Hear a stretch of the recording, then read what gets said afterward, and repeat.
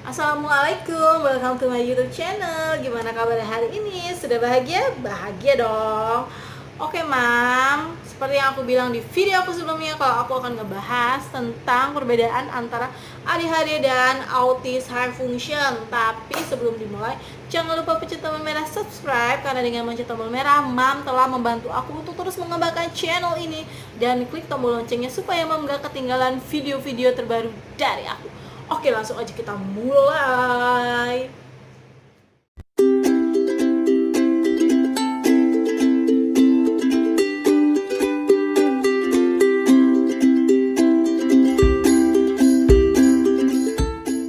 Oke, Mam, ini adalah video aku yang ketiga dengan memakai jilbab, baju, dan tempat yang sama.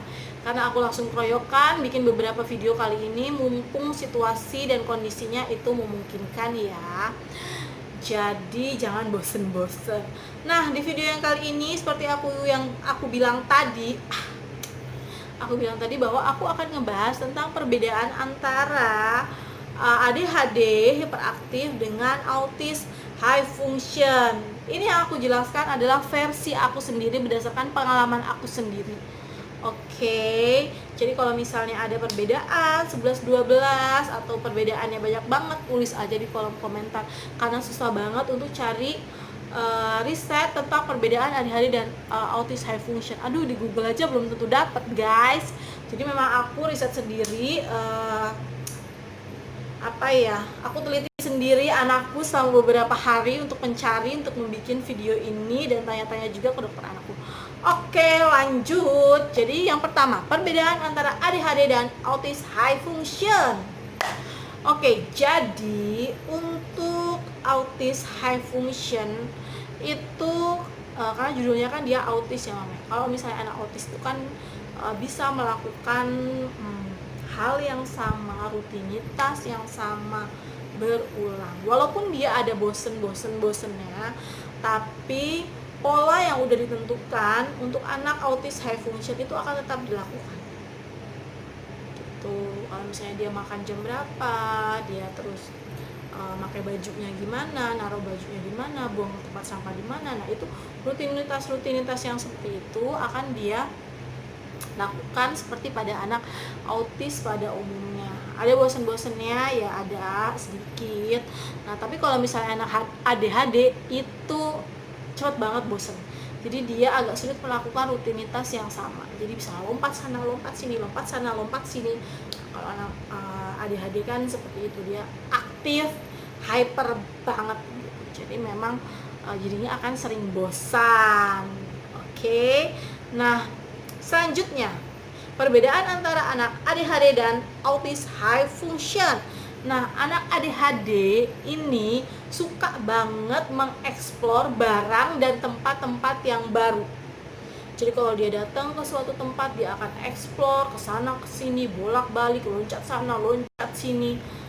Pokoknya tuh nggak bisa diam sama sekali. Begitupun dia ngelihat mainan. Jadi begitu dia ngelihat mainan, sesuatu yang baru, itu bakalan diobrak-abrik, dibolak-balik, dibongkar, dipasang, dihancurkan, disusun kembali. Aduh, pokoknya dieksplor sedemikian rupa. Nah, sedangkan untuk anak autis high function itu tidak selalu seperti itu. Nah, ini yang terjadi sama anakku. Jadi karena nggak bisa diemnya itu tadi,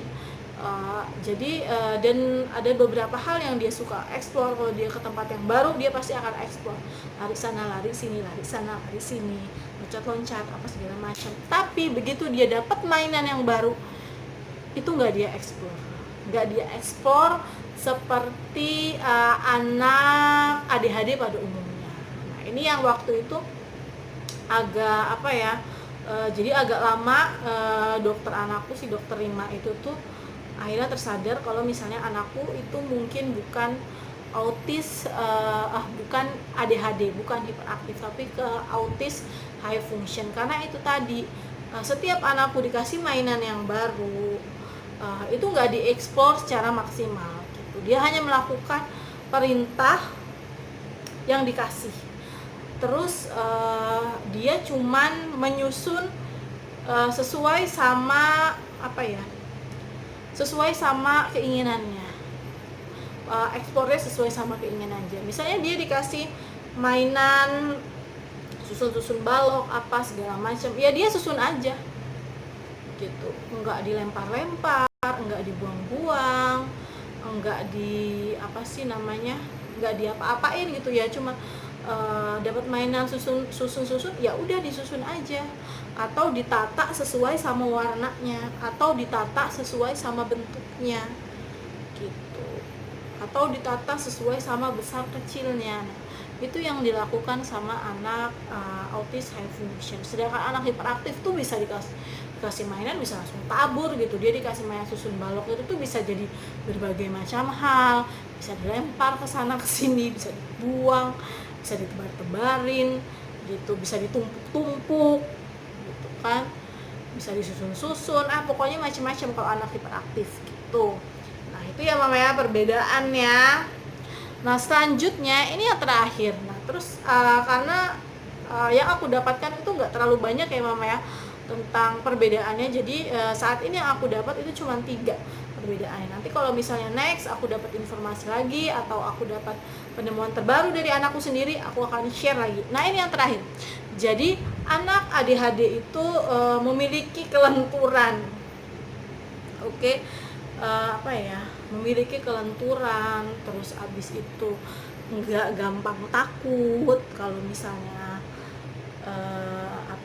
melakukan hal kayak dia loncat yang tinggi-tinggi, terus naik ke atas mainan, ke atas pohon, terus habis itu dia naik ke atas lemari, naik ke atas teralis gitu. Nah dia naik bisa turun, atau ada kursi atau ada bangku, ada apa, nah itu dia naik aja, nanti turun aja, loncat aja. Nah yang terjadi sama anakku, yang terjadi sama anak autis high function itu nggak selalu seperti itu. Jadi dia memang nggak bisa diem, dia aktif, loncat ke sana ke sini, tapi kalau misalnya dia kedapatan hal yang baru, harus melakukan lompatan, gerakan sesuai dengan arahan yang diinginkan. Nah ini yang terjadi pada saat tes Griffith, tes apa ya, nanti aku bahas, tes Griffith ya kalau nggak salah namanya, nanti aku tulis kalau misalnya ada salah.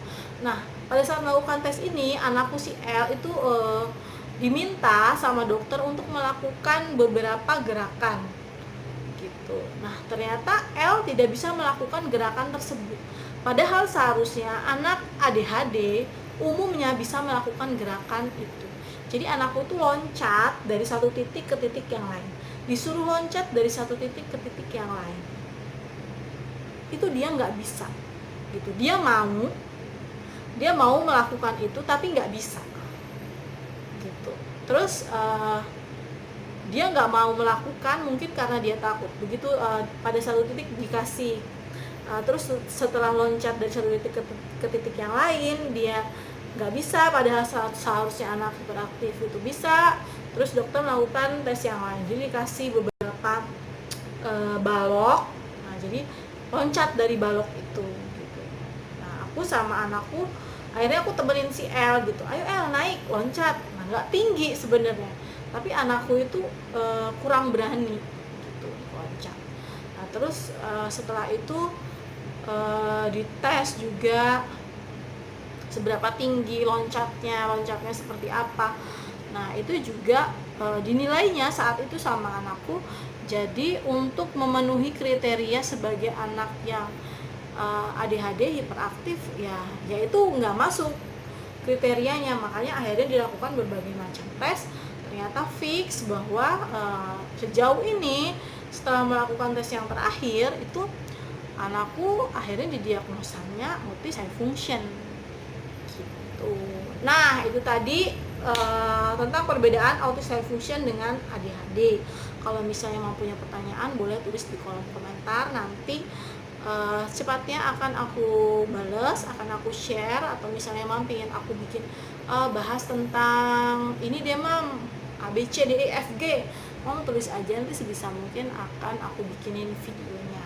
Nah next aku mungkin akan bikin video tentang tes yang dilakukan anak-anak ABK untuk menentukan minat dan bakatnya, untuk menentukan diagnosanya itu seperti apa, perkembangan gimana, tesnya apa aja. Nah, akan aku bahas di video-video aku yang selanjutnya. Oke, sekian video terbaru dari aku. Terima kasih udah nonton video ini. Aku minta tolong di-share sebanyak-banyaknya di sosmed kalian supaya orang lain pun berhak untuk mendapatkan informasi seperti yang Mam dapatkan. Dan jangan lupa di-like dan di-subscribe tentunya. Oke, terima kasih. Assalamualaikum. Semoga bermanfaat. Saranghae.